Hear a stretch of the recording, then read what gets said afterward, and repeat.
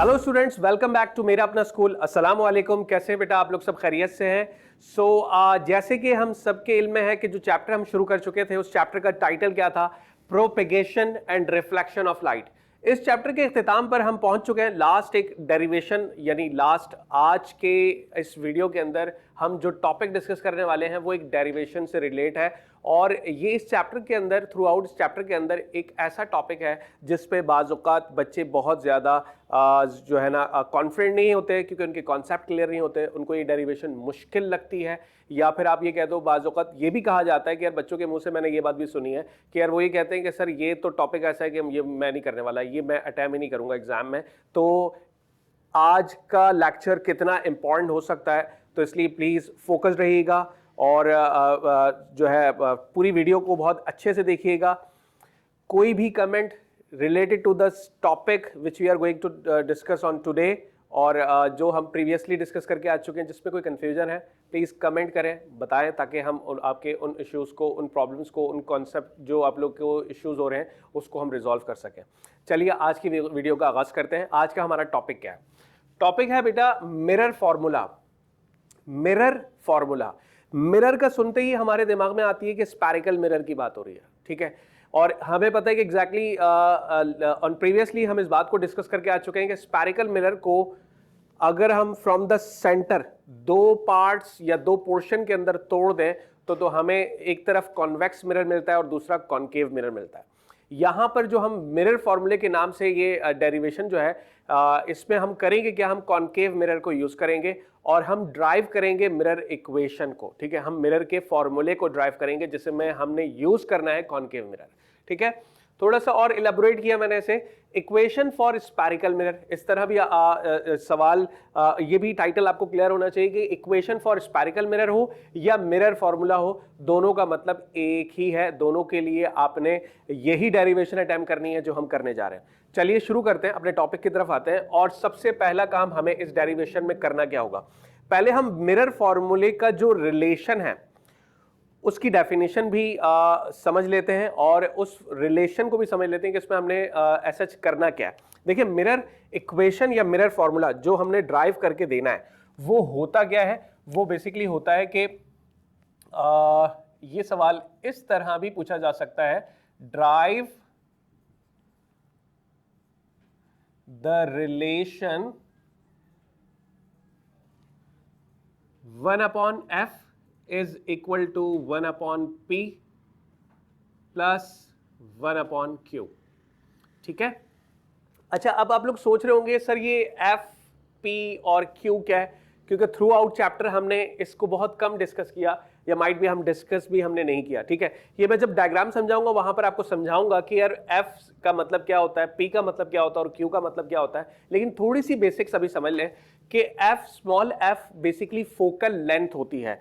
वो डिस्टेंस जो from the focus to the pole होता है, पोल और फोकस के दरमियान का जो डिस्टेंस होगा वो फोकल लेंथ होगी। इसी तरह जहां पर इन फ्रंट ऑफ कॉनकेव मिरर हम ऑब्जेक्ट की प्लेसमेंट करेंगे, उस ऑब्जेक्ट से लेकर मिरर के पोल तक का जो डिस्टेंस होगा वो होगा ऑब्जेक्ट डिस्टेंस। और जो इमेज हम फॉर्म करेंगे उस ऑब्जेक्ट को यूज करते हुए, जो उसका इमेज हम फॉर्म करेंगे वो नेचर रियल एंड इन्वर्टेड तो होगा, लेकिन उस इमेज का जो डिस्टेंस होगा उसे हम क्यू से रिप्रेजेंट करते हैं। मजीद वाजे आप लोगों को डायग्राम बनने के बाद क्लियर होगा। फिलहाल इस बात को ये समझ लें कि क्यू का मतलब इमेज डिस्टेंस, पी का मतलब ऑब्जेक्ट डिस्टेंस और एफ का मतलब फोकल लेंथ।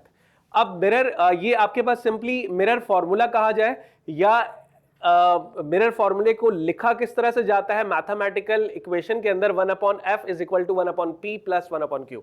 इसको डिफाइन कैसे किया जाएगा, इसकी डेफिनेशन भी हम यहां लिख लेते हैं कि भाई मिरर फॉर्मूले की जो डेफिनेशन बनती है वो क्या होगी, ठीक है। तो ये साथ साथ आप लोग अपने पास रजिस्टर में राइट डाउन करते रहे। अच्छा, डेफिनेशन क्या होगी?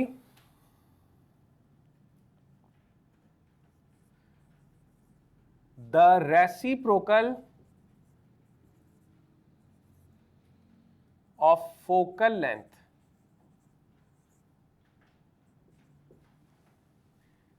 इज इक्वल, यानी फोकल लेंथ का रेसिप्रोकल, फोकल लेंथ या प्रिंसिपल फोकस भी कहा जाता है, फोकल लेंथ या का जो रेसिप्रोकल होगा, जो उसका डिविजिबल होगा, जो उसका फ्रैक्शन होगा, फोकल लेंथ का reciprocal is equal to the sum of reciprocal of object distance and reciprocal of image distance. The reciprocal of focal length is equal to the sum is equal to the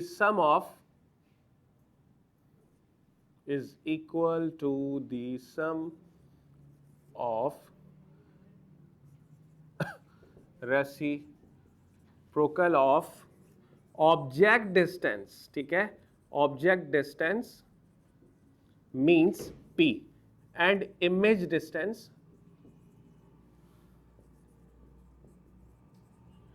means Q. ठीक है, और यहां focal length का मतलब small f.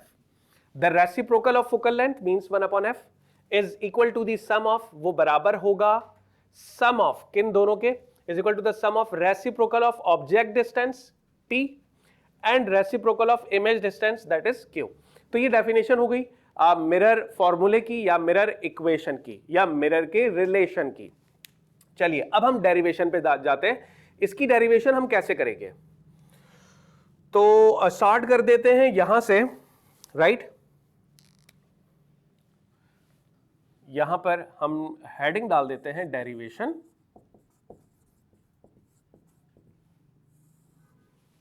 Okay, अब इस derivation के अंदर जो कुछ हम करेंगे वो सब हम उसकी कंस्ट्रक्शन भी हम यहां राइट डाउन करेंगे ताकि आप लोगों के पास इस टॉपिक के प्रॉपर एक नोट्स बन जाएं, जिसकी प्रिपरेशन करने के लिए ये वीडियो का कंटेंट आपके लिए इनफ हो और उसकी तैयारी मुकम्मल हो सके. चलिए अब जो डायग्राम, पहले हम डायग्राम बना लेते हैं, उसके बाद फिर हम यहां मेंशन करते हैं कि हमने उसमें किया क्या. ये आपके पास सिंपली एक कॉनकेव मिरर है, कॉनकेव मिरर. ठीक है, अब आपको पता है कि कॉनकेव मिरर का जो आउटर सरफेस होता है वो पॉलिश्ड होता है. वो क्या होगा, पॉलिश्ड सरफेस होगा, और जो इनर सरफेस होगा वो रिफ्लेक्टिंग सरफेस होगा, जिसके फ्रंट पर आपने ऑब्जेक्ट रखना है. ठीक है, तो ये अब आपके पास यहां हम साथ में स्केल भी ले लेते हैं ताकि उसकी मदद से हम जो लाइनें ड्रॉ करें, प्रिंसिपल एक्सिस बनाए, वो एग्जैक्ट प्रॉपर सही वे में स्ट्रेटली बन सके, राइट. तो ये अब हमारे पास प्रिंसिपल एक्सिस है. ठीक है, और इसको हमने आगे बढ़ा देना है, इसको हम थोड़ा सा और आगे बढ़ा देते हैं. ठीक है, ये हमारे पास सिंपली प्रिंसिपल एक्सिस है. प्रिंसिपल एक्सिस कॉनकेव मिरर के सेंटर में से जहां से गुजरता है उसे हम पोल देते हैं. ठीक है, पोल का नाम देते हैं, इसे हम ब्लैक मार्कर से लिखते हैं ताकि सही से हाईलाइट हो सके कि इस पॉइंट को जो कॉनकेव मिरर का सेंटर है उसे हम पोल कहते हैं और उसे हम P से रिप्रेजेंट करते हैं. ठीक है, अच्छा, और दूसरी बात, यहां पर कहीं आपका होगा फोकस, और जितना distance from the focus to the pole होगा उतना ही डिस्टेंस आपने फोकस से सेंटर ऑफ कर्वेचर का भी रखना है, सेंटर ऑफ कर्वेचर. ठीक है, सेंटर ऑफ कर्वेचर किसका सेंटर होता है, अगर आप इस कॉनकेव मिरर को कंप्लीट करेंगे तो उस स्फेरिकल मिरर बन जाएगा, और स्फेरिकल मिरर का जो सेंटर होगा वो सेंटर ऑफ कर्वेचर होगा. ठीक है, अच्छा, अब यहां पर हम करने क्या वाले हैं, हम एक ऑब्जेक्ट कंसीडर कर देते हैं. Consider an object, consider an object A B. हम एक ऑब्जेक्ट ले रहे हैं. ठीक है, ऑब्जेक्ट ए बी, और इस ऑब्जेक्ट की जो हाइट रख रहे हैं, ऑफ हाइट HO, क्योंकि एग्जैक्टली ऑब्जेक्ट है तो ऑब्जेक्ट की जो भी हाइट होगी वो हाइट ऑफ ऑब्जेक्ट हो जाएगी, इसलिए उसे हम HO लिखते हैं, यानी ऑब्जेक्ट की height. HO is placed in front of the concave mirror, is placed, इसे हम प्लेस्ड कर रहे हैं, इसकी पोजीशन हम सेट कर रहे हैं, is placed in front of the mirror,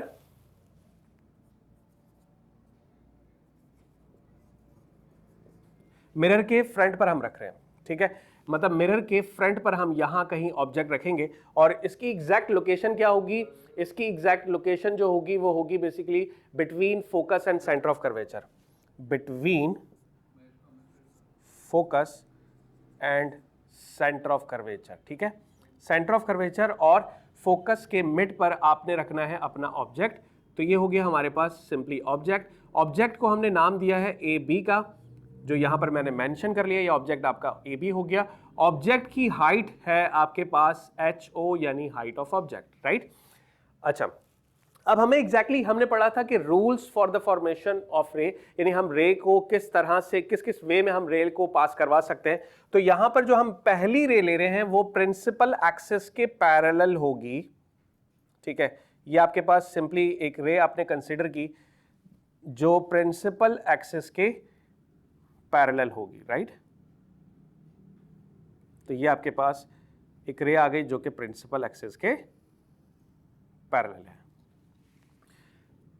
और हमें पता है क्योंकि कॉन्केव एक मिरर है, तो मिरर से मिरर पर स्ट्राइक करने वाली जो भी रे होगी वो स्ट्राइक करने के बाद रिफ्लेक्ट हो जाएगी। रिफ्लेक्ट होने के बाद हमने पढ़ा था कि यार जो रे प्रिंसिपल एक्सिस के पैरेलल होती है वो आफ्टर द रिफ्लेक्शन फोकस से गुजर जाएगी, ठीक है।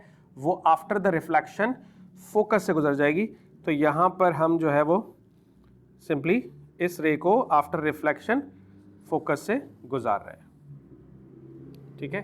ये देखिए मैंने क्या किया, सिंपली जो हमारे पास रे थी पहले प्रिंसिपल एक्सिस के पैरेलल रही, आफ्टर रिफ्लेक्शन फोकस से पास हो गई, ठीक है। और दूसरी रे भी आपने कंसीडर करनी होगी फ्रॉम द ऑब्जेक्ट, क्योंकि दो रेज लेना जरूरी है ताकि ये रेज आपस में इंटरसेक्ट करें, यानी एक दूसरे को कट करें, वहीं पर आपका बनेगा इमेज। अच्छा, अब सेकंड रे जो हम ले रहे हैं वो ले रहे हैं कि पोल को स्ट्राइक करेगी।